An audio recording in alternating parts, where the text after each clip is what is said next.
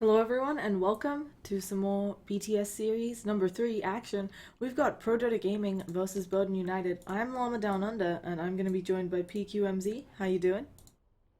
I'm alright. Sounding just like me. It's a bit early here, but let's get into it. Now, Burden United, they've actually been playing quite a bit. I haven't seen as much of ProDota as I would like, but we know a bit about their players obviously, and I think the most obvious glaring thing to point out right away is Axmo is playing for them. Yeah, he's obviously recently been taken away from Navi, so I think he was actually playing really well on their team, considering. I mean, there were clearly internal issues if you did not Oh catch yeah, that. yeah, it There was wasn't the a. whole release logs of people being very No, no, upset no. with I each had other. read it, but it was like individually he played pretty well, I Yeah. think. So that's a good.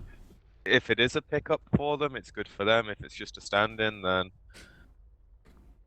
it's still good for them. Yeah, I think Axmo, as you said, playing very well on Navi. Navi's just been doing very well in general recently compared to much previous results. So either way, on to this game. We got Earth Spirit IO banned out because that's the rules of Dota right now.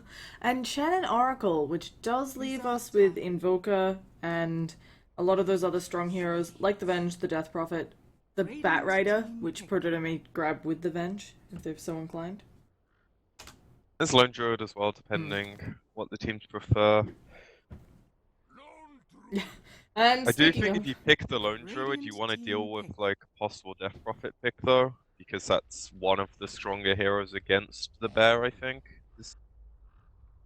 and they go with the Bane. Now, something to note, Bowden United, they're very, they pick what their players are comfortable with, not necessarily what's in the meta. I don't know if things have changed since we last cast them, but last time, Invoker was left in the pool, and I remember we were casting a Burden United game, and they just kind of ignored it because it wasn't something that I think Arise felt super comfortable on at the time. So it is going to be the Death Prophet against the Lone Druid that you mentioned.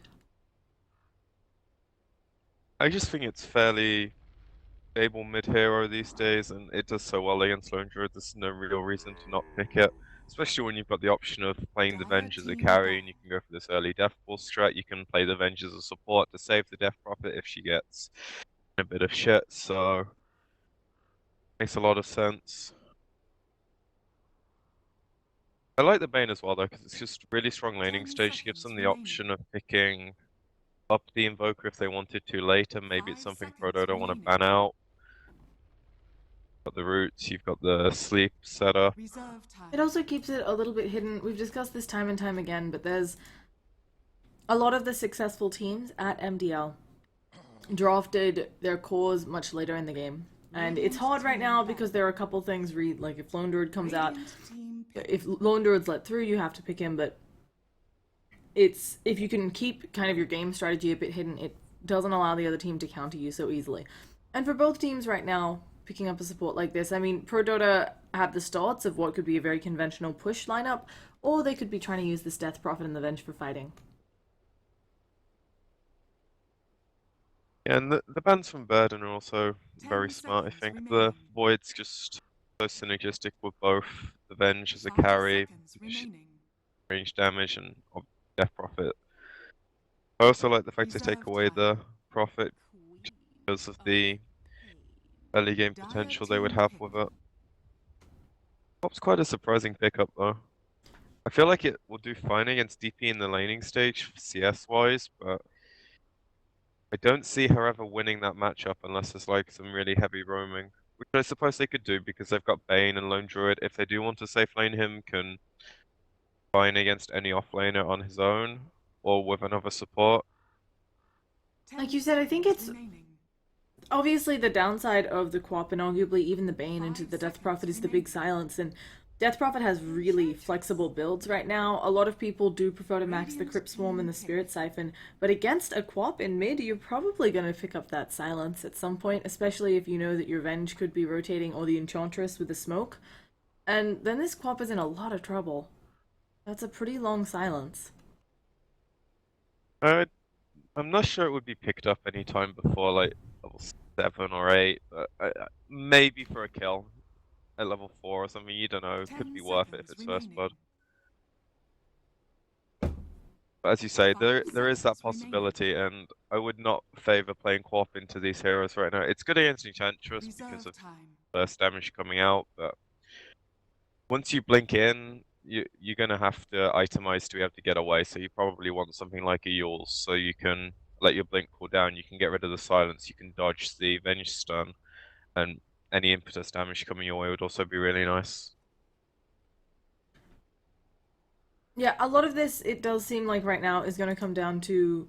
I'm not sure if this is the offlane Enchantress or the support It's Enchantress, flexible, but right? yeah, Which it's. is really good for them. And both are really popular right now. It's not something where I would say. I think, depending on the region, like definitely in Americas, it feels like the offlane Enchantress is a bit more popular, but we're seeing both all over the scene. And I'm I just feel like you have to be very careful with these lanes. Lone Druid is very susceptible to ganks, even with that Savage Roar. Bane not going to be able to do too much other than sleep someone. And now with a Night Stalker as well. Bowden's got a game cut out for them. And that's probably going to push the Enchantress into the jungling role, and then they have they could still do off lane with the Night 10 Stalker support. So seconds again, it's very remaining. flexible draft, which is very smart from them. They haven't put 5 seconds three of their remaining. heroes into set roles yet, whereas Burden United, the only real flexibility they have is if they want to safe lane a Reserve off, time. lone druid mid, go aggro tri lane. They have a few flexibilities, but it's not very much, right? Quap's probably going to be mid, lone druid's going to be bottom or top, and then supports will Dire move team as ban. needed. Now, the other thing I'm wondering about, I'm not sure how on earth they would lane it. I'm assuming it's a support Lina, but Lina is something Arise really likes to run. But 10 it just make seconds their lanes remaining. really weird. Then it'd be Quap offlane, I think, and safe lane Druid, which really isn't done too much. Radiant team It pick. could be vice versa on that, but Lena's gonna suffer a lot this game. Quap at least has the ability to move away from any incoming ganks. If she pops a smoke early and they aren't in range for the stuns, or there's no net creeps from Enchantress. So Lena mid, I think, would be very suicidal for them. Even with the Bane helping out, it would be 10 seconds remaining. more of a risk, I think, which is not what you want to be doing when the other team has the 5 ability to just seconds take remaining. towers whenever you fall behind or you make a mistake. You don't want to give them that early game edge. Dire It looks like team it will be the offlane lone druid, and then they go for the carry jug, which I like the option of. They could also just go straight aggro tri-lane, which would also help their mid lane out a lot. When you're putting pressure on the lane, suddenly, if it is a Venge or a Night Stalker support, they don't want to move away from the lane. Or if they do, it's very obvious and you can counter gank with your support, so your mid lane can play more passive. Sets you up to win way more lanes. 10 seconds. This jug is going to need a really fast Manta, though. I'm not sure what the exact build will be. 5 It seconds probably depends on remaining. how the lanes go, whether Jug thinks he can afford the Battle Fury first. But there are a number of nice things to dodge here with a Manta and also silences you need to purge. He may even, I mean, there's just a lot of stuff in this game that you have to deal with Can as you a jug. Manta out of Spirit Siphon? Or does it stay through? I'm not 100% sure on Spirit Siphon. Yeah, me neither. I've never had Manta when I played against it, so 10 seconds But I do remaining. I'd know, like, right, presume you can it get rid of the silences, you does. can dodge the impetus auto attack. That's a really common one, actually, using the Manta to dodge the lost impetus auto attack that's gonna kill you. Then ProDota back off for a Morphling, feeling that they don't want to go too all in. With that, folks, let's get into it. We are. Sure, I like the Morphling, but I'm not the biggest fan of this hero since it started to re-emerge, and a lot of people have been proving me wrong again and again. He. Prior to MDL, I feel he was getting picked up some in other regions, but really he's exploded after the MDL tournament and proven to be, you know, he's a hero that's been successful on some teams that aren't just Chinese teams, because prior to MDL and during MDL, the Chinese teams were having a much better win rate with him.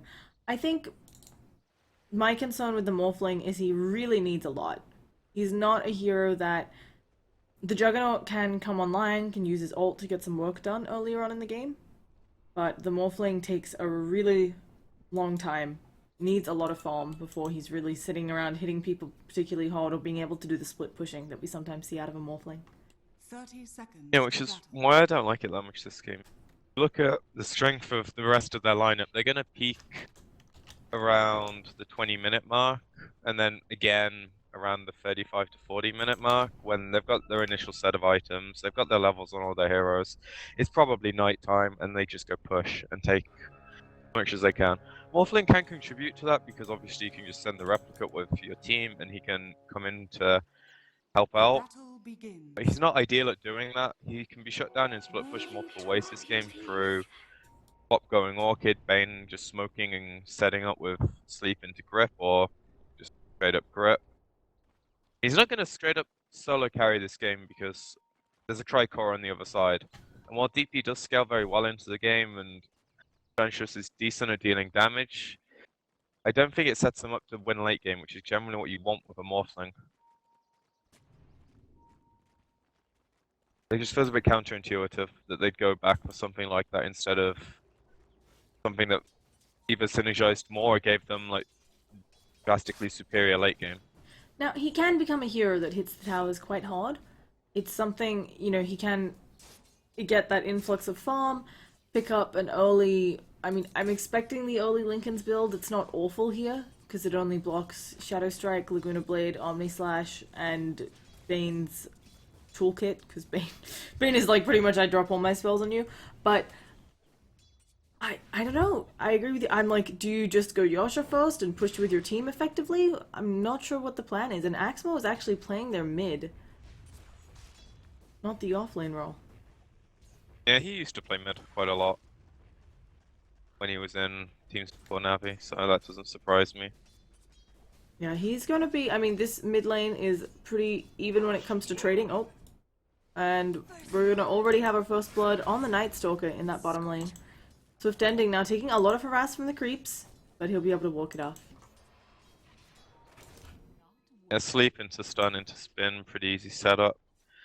Not the easiest lane for him to stay against when he doesn't have the Enchantress there. They timed it pretty well. I think it's also... I'm a little surprised that Arise is so dominating this lane. Or he was. I guess the equilibrium's out, but we'll see in the next wave whether Arise is still dominating it. I know Quap has high damage, but obviously Death Prophet, as she gets the levels, has things like Spirit Siphon to make life a lot more easy. Yeah, minus having this DD rune, it's very hard for the Quap to like have a man up and assert her dominance, but she does have slightly easier ways of DSing because her attack animation is just a bit better. You And until DP gets like level 6, she doesn't level up Crypt Swan to equal levels of Spirit Siphon, so she's not as strong at like spamming out the wave as she used to be. Yeah, it definitely had some changes to how you skill her based on the new spells.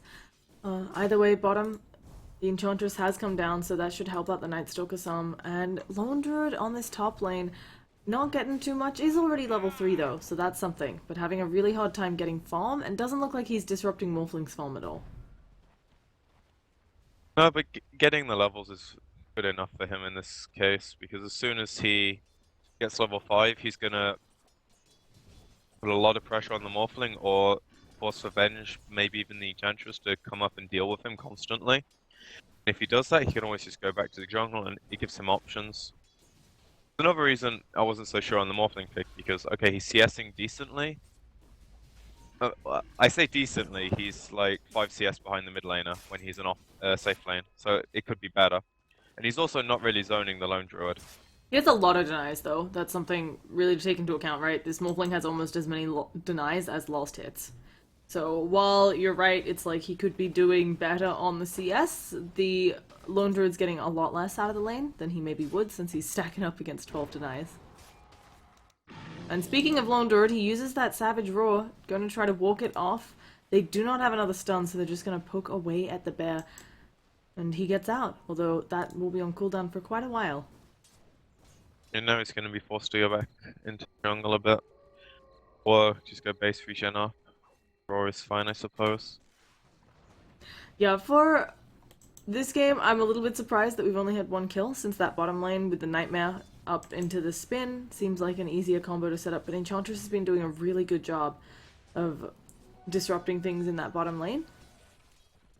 It's hard for them to get kills on any lane, so because Clock can always blink away, Jug can, in a way, the supports have always been bottom, so it hasn't really been the time for PD to do anything. I meant the other And way. as soon I was as BU surprised BU hadn't gotten another kill in bottom. Yeah, it was just because of the inch, but as soon as, like, they go for the smoke, Okay, we're gonna find out Roger here. Light Striker he misses because she toggles off the Nightmare with her creeps, and now those Healing Wisps doing a lot of regen. They do have the auto attack damage. She has no points in Untouchable yet, so they just need to find her, but this is a merry chase that she has led them on, and Roger may be the one who just ends up winning out here. There's gonna be another Brain Sap. She'll go down, but the time wasted for a Rise. it's still worth it in the end. There was a smoke, but it's fine. Getting her out of the woods is good enough, I'd suppose, because now she can just go straight back there, but she'll probably be a bit scared the same thing will happen again. Forts will probably try and block like the entrances around here. Oh, they're gonna get the Light Strike Array onto Axmo. We talked about this. It's a little bit hard to go super aggressively. The Spirit Siphon really healing her up. The jump forwards by a Rise. He needs 2 more auto attacks here. Oh, the bottle charges, meaning that Axmo able to survive. Yeah, the Quap Illusion trying to find something. Really close. Spirit Siphon's a good spell. Old DP would have been very, very dead. But considering how the laning stage is going, it's just favoring BU slightly, which you'd expect. The cores are all just doing slightly better. Enchantress is the X factor, and she hasn't really done enough. Tried to kill the lane bottom for the Night Stalker, and he's managed to hit level 5 because of it, but she hasn't gotten any kills yet, and she's only level 3. Yeah, I think as Looking you to change mentioned, now. it's very hard for this Night Stalker, even being level 5 in this first night. The lanes aren't so easy to gank. Oh, okay, we're gonna see troubles in the top lane, looking like we're losing our Lina. And now, Roger, again, in a little bit of trouble, doesn't have a... Oh, he's just gonna run away. There's no root here, and they don't get a return kill. That's really big. That was a good rotation, and the TP Zing just got absolutely punished. Yeah, they They get... didn't get the kill they wanted, but 3 TPs and Oh a kill no, on the Lina. and Death Prophet's coming in from behind. Goodbye to 1. They're gonna get the Lone Druid. He manages to dodge some. He does technically get the return kill, but no experience. Swift Ending comes in, does have that ult, but he needs to find someone to use it on. Gets it out onto Axmo. 1 more auto attack will get the kill, so a big kill for Swift Ending here. But they did lose quite a few teammates for it. Yeah, that was also the first exorcism. Only a few kills coming the way, no towers. Probably in BU's favor despite the experience and gold going slightly the other way. Yeah, this game, very even, but you have to remember, as you said, like, all of that went on Swift Ending, who has his ward destroyed. And the Morphling being forced back to base, can't farm for a little bit while the Juggernaut will. Now, And the first night time's pretty much over. It hasn't had much to come of it. It looks like he might want to try mid with his ult now. Nighttime runs out. yeah, they are all headed up towards the top rune. And Night I see. Stalker, yeah, not going to be able to get much done. Radiant's middle tower is under attack. What are the game plans here? Obviously, for ProDota, we already discussed a little bit about how the Morphling doesn't exactly peak when the rest of the lineup does. Do you still try to group up? Because you do have Avenge and an Enchantress, right? And a Night Stalker could supply you with a pick-off before a push. Yeah, as soon as it hits nighttime again, they'll probably want to group up with the Deep who hopefully has some kind of tankability at that stage. She's already going for drums. Managed to hit those before 12-minute mark. Maybe Morphling goes 1 tequila and he'll have his ult by then, so they should be able Radiant's to top tower is under attack. utilize him as well in a fight. And he's still strong at that stage. Like, he's not the most tanky hero, but he does a lot of damage. Radiant's top tower is under attack. They're going to get the push onto top tower. So they're already getting some of this work done. It's really going to help out this Morphling. If Morphling has, you know, a 3-tower advantage over his opponents, he's going to have farm no matter what. Radiant's top tower. And meanwhile in mid. Yeah, they're going in. Sonic Wave comes out onto Axmo. The auto attacks will bring her down. 2 TPs are expended here, and they're gonna find nothing in return. At the same time, in top, Swift Ending is fighting up against Sunlight, who doesn't have a replicate, is morphing strength. There's an Omni Slash at the ready, and they get the kill there. Never will you see my face. That's gotta be some kind of mistake. I mean, I think just Dire's maybe not bottom expecting tower the is under attack. Omni Slash to be up again. It was pretty much coming off of cooldown. And that's a big kill for the Jug. That's something you don't expect to be happening. Like, his farm's fine, leading the net worth, but getting that kill creates more of a disparity. And Morphling really doesn't need to be pushed back at all. He wants to be thriving at this stage. Any time he's not hitting creeps is bad for him. Yeah, and we can see with that kill, and obviously the other one on Death Prophet helped too, it's going to allow Juggernaut to go for the Battle Fury. I was concerned because sometimes if you don't get that fast enough, you're also going to just make your Manta later, even if it will mean you're farming better later into the game. But I think it's totally viable. Sunlight again going in super deep, trying to just get those lost hits on creeps, but takes a lot of damage. Radiant's middle I'm tower guessing is this under is attack. just out of knowing. There's no Omni Slash, there's Oh. no Sonic Wave, so they Kea feel no confident going. is dead. Oh, smokes to avoid the last hit from the auto attack. Radiant's Really structures nicely are done there. They might still lose this mid tier fortified. 1 Bottom tower at the same And they time. didn't use like this as a meat. This is Radiant's good middle for them. tower Yeah, but at the is same under time, attack. 2 lanes are being pushed. The nighttime's gonna be popped. The deny comes out. The Lone Druid gets the bottom tower. LeBron Dota, has he given up his life? Oh, he is swapped back into death. And they're looking like they're interested in continuing the push, but they back on out. They're Dire's keeping track bottom of. tower They'll know is the under Quap attack. ulti will be up by the time they kind of commit to the tower, and the heroes are just too low. And they want to go Dire's back top and stop this tower Lone is Druid under getting any attack. more damage out. He's already got his Midas. After pushing that tower, he's second on the net worth, which, considering he died once in the lane, he wasn't getting the most CS.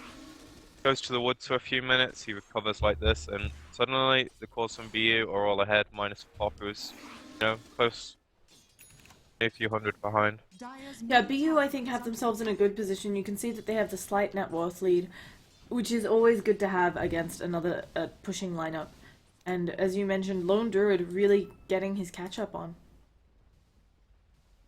Yeah, and now they have all their ults up again, so PD aren't going to want to fight into them despite the fact they have Exorcism. Nighttime's just about to come up. But it's not ideal for them. They're going to want to find some kind of pick-off before they go for any kind of tower with the Exorcism. Like, the safe lane tower is going to be fairly hard to get because Lone Druid will probably be pushing the waves out. What might be a kill just because the Night Stalker has Invis. They're also smoking up. Yeah, Quap is silenced. She's being blown up right now, not able to get away, even though she tries with her wand. We were different. Okay, so that will actually lead into the push. The Invis room was very lucky in that respect. I Yeah. don't think they'd have been able to do that without getting a kill first. They're actually opting to rotate down to the bottom lane. I think they want to find this Lone Druid in the jungle. Unfortunately, he's not there right now. And Really smart warding from the Bane as well. Getting all this out. they have to feel something's up if you're on BU as well, because you're expecting the push to come, and instead you just got no one showing. So Yeah, it was a good move for them to go bottom because it lets them get the ward out and they want to try and get this tower, but it's fairly obvious when you do that and you do it like perfectly. They'll still lose their tower here, but they're already pushing in mid, so they're going to Dire's get a middle trade. tower is Lone under Druid's attack. farming, so they're winning out on economy. Only thing that's a slight downfall is the supports are just kind of moving around right now, but that's not a problem at all. again, ProDota rotate in to respond to Bowden United. I'm really surprised by this. It looks like they think they can take a favorable fight, and we'll see.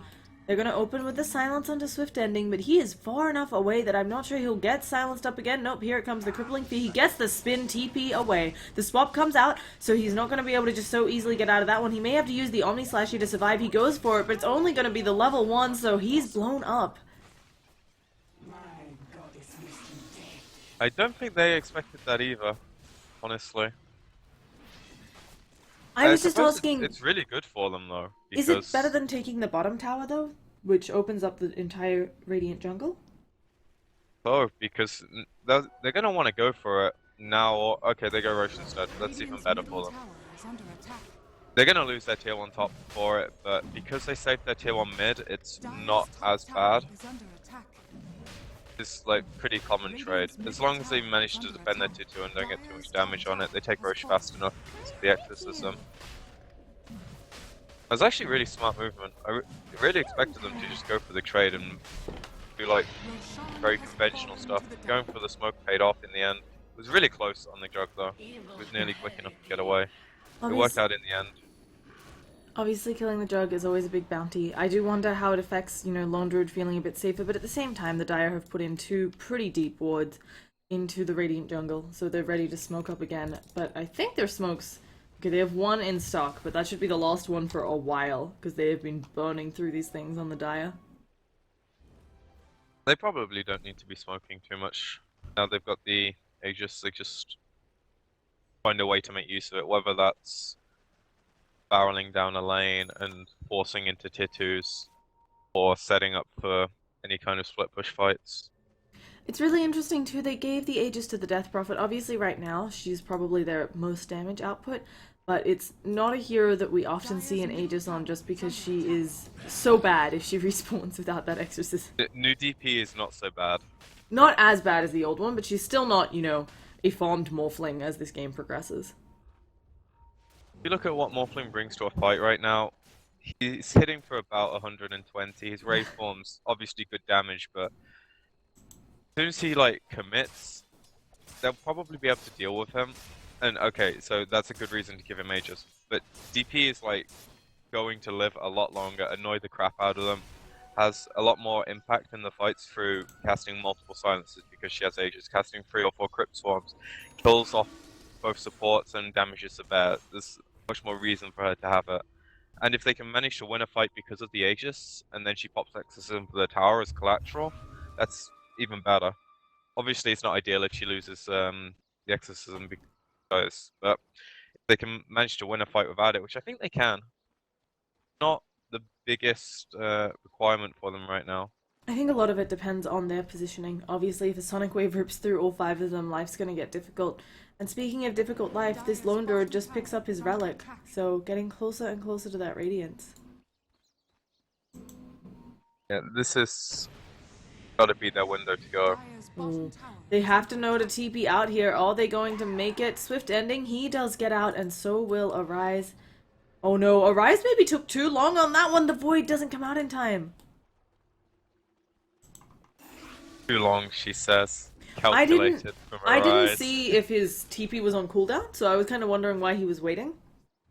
Maybe he was just looking to blink into the trees and do some kill the wave when they go away, etc. Stop them taking the tower. But it was much safer to just TP out. Now look what they're doing. They're forcing them around the map. They just went multiple heroes bottom. They're gonna probably take a fight in mid. Okay, they're gonna lose one. LeBron immediately going down. Now the Lone Druid, he does not want to go down here. They can see you though. The swap comes out. Another one. KO might be able to hit a big Light Striker Ray. Only hits on flow. Laguna Blade comes out as well to burn through the Night Stalker. They are still taking heavy damage on the Lone Druid, but Sonic Wave rips on through them. The Scream hits on Sunlight. Again, another nice Light Striker Ray, and they are in trouble. The Healing Wisps need to come back. Exorcism on the back lines though. Suddenly the Bear and Alina in a lot of trouble, but they've gotten the Lone Druid out. And it looks like on the other side, both the Quap... Oh no, Swift Ending is still just farming creeps in mid. He does have an Omni Slash. It's level 2 all of a sudden. He's gonna get slowed, go for the TP out, and without the swap, he's fine. That pretty much ends up as 2 for 1 with a tower trade. Considering they blow Exorcism for, and it's an Aegis fight from PD, is not favourable for them. Morphling's at least getting some space top. He's 2 minutes, 3 minutes away from his Lincoln's recipe. It's not that fast, but it's not that bad either. On the other hand, yeah, that was just the Radiance purchase coming out from Lone Druid since he did manage to survive that fight. But Burden only lost their supports. I think they're in a good spot. Oh yeah, definitely. Now they've pretty much overturned any power that gives them in early fights just because of Radiance. The Venge isn't going to want to stand anywhere near. The Ench is going to slowly whittle down. She's fairly tanky, but Radiance is too much damage. Oh, the Light Strike Array hits onto the Venge, and as you said, she's not going to be anywhere near them. Anywhere near. No, she's too far underground right now. And Radiance also means they can do a lot more in terms of pushing out lanes they otherwise wouldn't be able to. Even cut the waves with it. It's gonna make PD's life hell for 20 minutes or so until the Morphling's able to man-fight the bear with problems, and then he can replicate into the fights. Yeah, that's going to take a Probably while. gonna need one item to like tank her.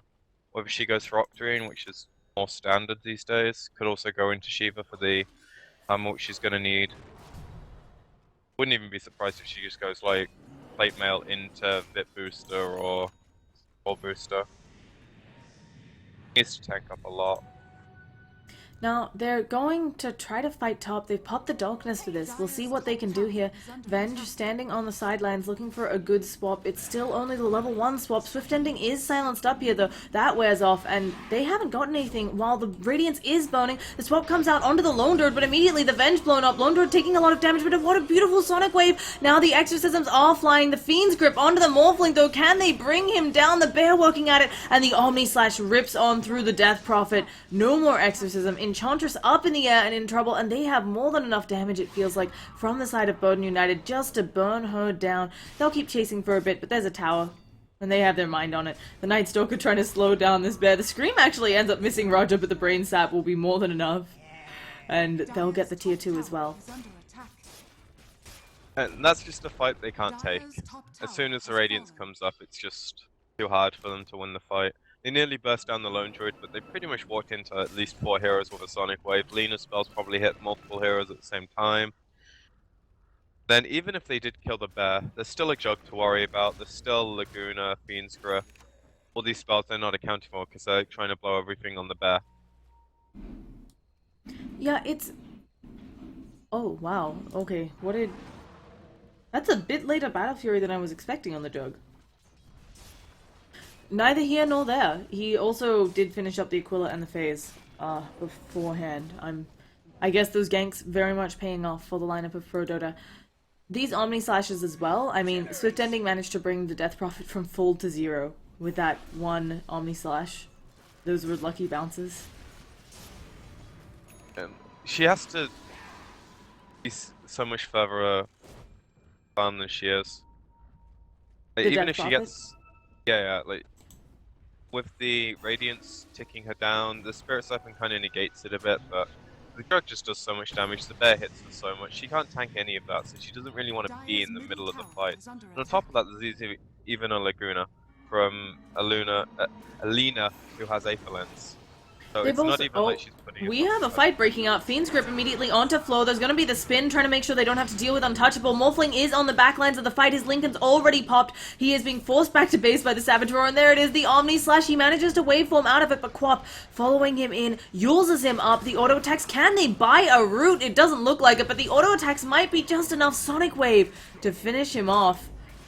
And this game looking all Bowden United. It's really bleak for them now. This is why the Morphling really took me off guard, because it doesn't help them when they fall off slightly and Burden start peaking. Okay, the Jug was a really good last pick, but they still knew what they were dealing with up until that, and Morphling didn't great against it regardless. Jug just made the timings even earlier for them.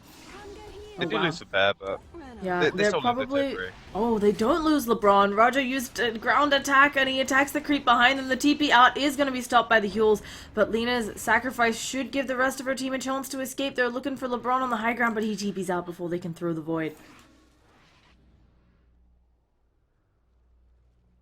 The Lena's a bit of sacrifice for the tower.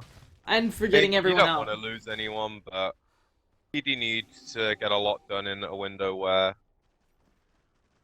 Sonic Wave is down, they only have one bear, so if they can manage to kill it in a fight, maybe that's a key into Roshan if it spawns quick enough. The Morphling's just going to need like 10 minutes more at least for another item, and then because of how much control you have over the map, Yeah, and speaking of control, Gonna Night need another Stalker item. going down. There's just, I mean, they're just getting picked off every which way. There's nothing they can do right now. They're literally playing 4v5. And to an extent, it's even worse because Night Stalker doesn't have his items. Ench is very, very fragile at this stage. She doesn't do enough damage in teamfights to kill the carries. She's not tanky enough anymore to just sit there and annoy people. Yeah, this is a very underfarmed Enchantress. They played her in the support role. She's got 200 GPM. She's nowhere near the Dragon Lance, which is something we commonly see up on Enchantresses. And now they're going in for the push. They have the Omni Slash at the ready. They're actually backing out into the jungle. Little interesting. I'm surprised they didn't go, since they had a little bit of death timer still left on the Night Stalker, but Lena's gonna go clear up bottom.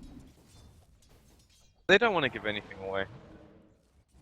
Also, just risky when they might have kept track of the fact he had his ult ready, so if he just TP'd them behind them, pops the ult, and say they're in a bad position, they might lose the fight because they don't have their Lina, might just lose the fight due to bad positioning, and there's no reason to risk that for them. They're so far ahead, they just need to keep getting a bit more ahead and make sure they can test the rush. That's all they have to focus on for the next few minutes. They don't even have to worry about getting it themselves so much as making sure PD doesn't get it while they keep farming efficiently. They can keep the top wave pushed in all the time. It's exactly what Lone Druid's doing now. That's going to force PD to make a reaction top, and then maybe they take a favorable fight around the Roche pit for BU, and then they can either take it or just go high ground and get racks. Yeah, for ProDota, it does feel like they're now at the mercy of Burden United making a mistake. And that could come in the form of if Burden United doesn't push fast enough. We've seen it before. Morphlings can be really good at split pushing. They can get objectives sometimes. It's hard to say if a Morphling could get an objective faster than a Lone Druid since the bear does so much structural damage. But it's possible that the Morphling could get a lot done if the rest of ProDota managed to engage the team in a team fight. But again, as you said, fighting 4v5 when you're so far under your opponents, it's incredibly difficult. Problem is, even if they do take the fight, or the Morphling gets to a point where he can split push, there's very little deep push on their side. DP can spam out the wave to an extent, but as soon as it hits high ground, they just pop healing ward, the bear goes high ground, and they don't really have a way of stopping it. And if they do, they're putting themselves in a position where they can get jumped. Burden United, I'm not sure if they're just waiting on this Roshan before the push. Both sides should know it's up, because it actually was a near max respawn timer, so they should know that it's pretty much there. I think they're quite happy to just farming now. They don't need to go for Roche because it's a point where PD can actually still win a fight. They can do like Sunlight kill his Morphling. in a lot of trouble. He does not have a replicate up. Light Strike Array is gonna hit Sonic Wave and Laguna Blade. They bring him down.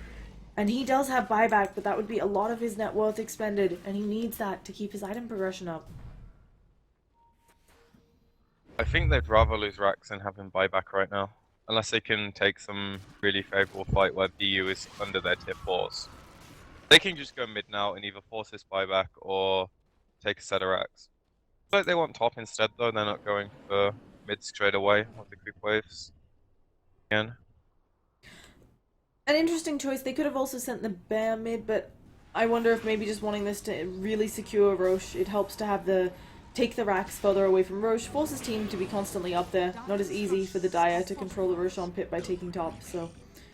But they're gonna back on out while the glyph is expended. This is pretty dang good for BU.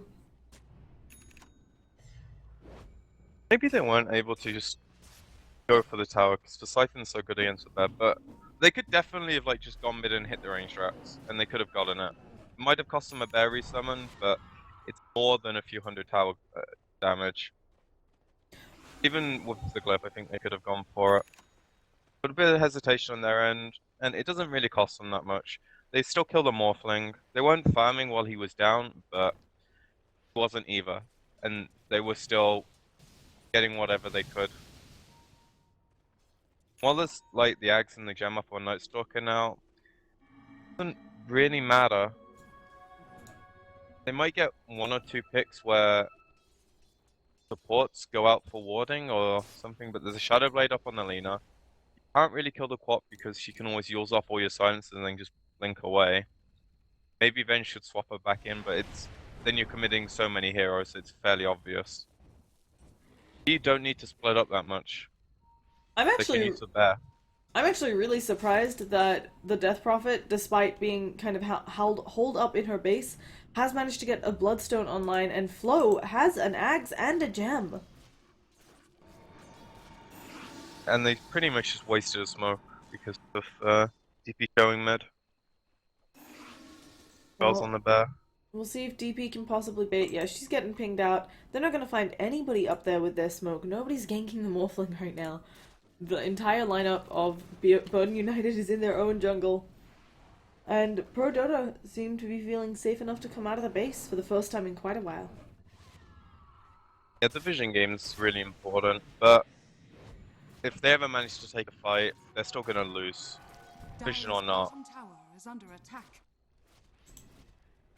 Now, the Roshan, it's very quick for either team, and we've got folks congregating towards it. The Roshan pit fight would be a super messy one, even with the Savage Roar. Radiant's top tower is under attack. As long as they kill the DP, I don't think there's enough damage on PD to kill all of BU's cores. And there's gonna, oh, Quap just getting on out. Arise doesn't have the Yules up right now, so the swap blinks forwards. There's the rest of the team, though, and the Venge getting rooted, getting blown up. And they'll continue working on the Roshan. Oh, goodness, there is going to be a very dead Lina. She was in the middle of them. So right now, we're 1 for 1. Lockdown from both sides being light. The silence comes out onto LeBron Dota, but Arise, Sonic Wave comes out, hits onto 3. Omni Slash going all around the fight. The Morphling very low on the sidelines. They need to kill off Axmo. This Exorcism doing good work. Fiend's Grip onto Axmo. It's disrupted, but doesn't matter. He goes down. And now, only the Morphling left alive. They've got a gem. They're just going for racks. Yep, they definitely should be. Roche is nice, but you can always go back for Roche later. It's much better call that they go for the racks. And they also get the gem there, which is going to make closing out the game even easier. Yeah, It with isn't this, already at a point where PD are considering it. they can probably take easily mid, maybe get some more damage on the top tower. Middle barracks. And you can see Lone Druid already headed up there, brings the bear with him. They're gonna get a lot of this tower, obviously having the bear, which does a lot of damage. I'm not sure if they get the racks here. The respawns are coming out. There's no exorcism. Morphling's gonna have the fight of his life. Sonic Wave just used on the Venge, but she'll go down, and now Scream comes out. The bear is still working on those ranged racks. Bear coming back, trying to see maybe if he can root someone, but an adaptive strike pushes him back. And they got good work done now. That's pretty much enough to secure them the game. Even with like several mistakes, if they manage to dive several times and fights, they're just gonna have control of the map now.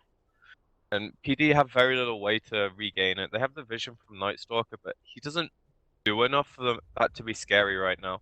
And more importantly, like the Enchantress doesn't really do that much damage. The Venge swap is okay, but the Morphling just isn't threatening enough. That's what all this comes down to. Even if he gets an E-Blade, everyone is able to survive it one way or another.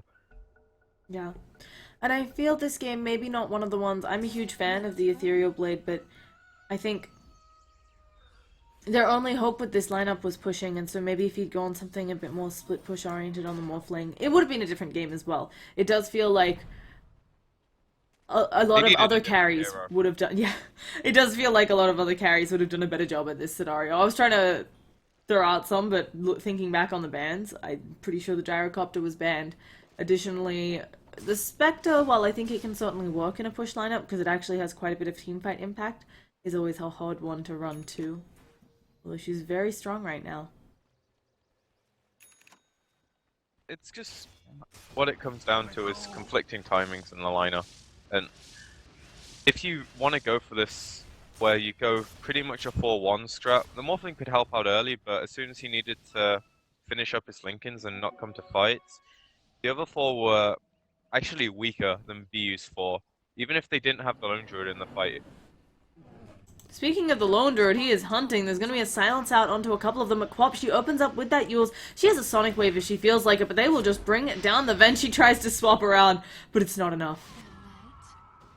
And the E-Blade is up on the Morphling. We'll see if he can make anything happen here in this kind of lost fight of their lives. Bodin United taking no prisoners. They're ready to take that Roshan and push out bottom. Alright, this is where you ace your steal. I don't think that's on Doesn't go anyone's for it. mind. Well, it's what they have to do to win this game, unfortunately. That's how desperate it has to be. And you can see he already replicated away top. That there's no way they defend this tier 2, and I don't think there's any way they defend tier 3 either. DP can try and spam out to Lahat's content, but King Ward is just too strong at keeping the bear off. As long as it's microed efficiently, they're not going to kill the bear. If they do kill it once, there's a second bear. Arise has also picked up some extra spam of his own. He's had the refresher for a couple minutes now, and it's not a very common co-op choice, the Aghanim Scepter refresher, but here, where they're in a dominant position where 2 Sonic Waves would blow up most of ProDota's heroes, it makes a lot of sense. I really like it. She jumps in. She's gonna get blown up a little bit here if she's not careful. Of course, does have that Aegis. The swap comes in, so Bear is now in a bad spot, but the Omni Slash bouncing around already. A lot of bounces on the used up target. Enchantress gets blown up by a Laguna Blade. Morphling tries to come in, does not have the Ethereal Blade, and Arise still hasn't burnt that Aegis. This is going to be the GG's. Arise finally does go down, but so is Morphling in the danger zone, and their racks are gone. Bearman just working on that, and there's the call. I think this pretty much just comes down to draft as well. Like, as much as PD made some smart moves earlier, I wasn't expecting BU, definitely wasn't either. It didn't put them in a strong enough position because of how far they were behind just from picking up that Morphling. To an extent, the rest of the draft, it was strong, but they really needed something to bring it all together. Yeah, it felt a bit like Morphling wasn't quite the hero, and also that Bodin United did a great job of stopping the push from coming out with various ganks, making sure that the Juggernaut and the Lone Druid were getting a lot more out of their lanes than their opponents on ProDota. Either way, folks, this was game 1. It's a best of 3, so we'll be right back with game 2. We'll see you for that shortly. I'm Llama Down Under. You can find me on Twitter, Twitch, and Facebook by that name. I'm joined by PQMZ, who doesn't have social media, but you can hit me up with your feedback for him as well. And we'll see you shortly.